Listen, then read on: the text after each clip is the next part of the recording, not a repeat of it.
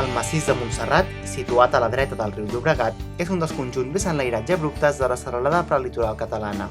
El conjunt de la muntanya sembla més alt perquè s'enlaira bruscament des del riu Llobregat fins al cim. Tampoc no hi ha cap muntanya pròxima que hi pugui competir en altitud, de manera que queda aïllada en aquest sector.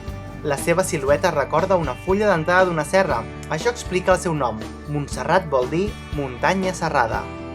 El monestir es troba a 725 metres d'altitud, on de dilluns a divendres a la 1 i els caps de setmana a les 12 podem gaudir dels cants de l'Escolania de Montserrat.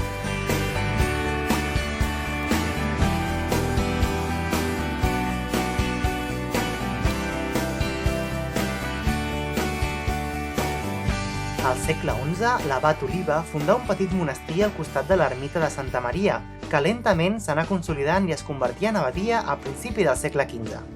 Entre els anys 1493 i 1835, època de profundes reformes, de creixement i esplendor, Montserrat formà part de la congregació de Valladolid.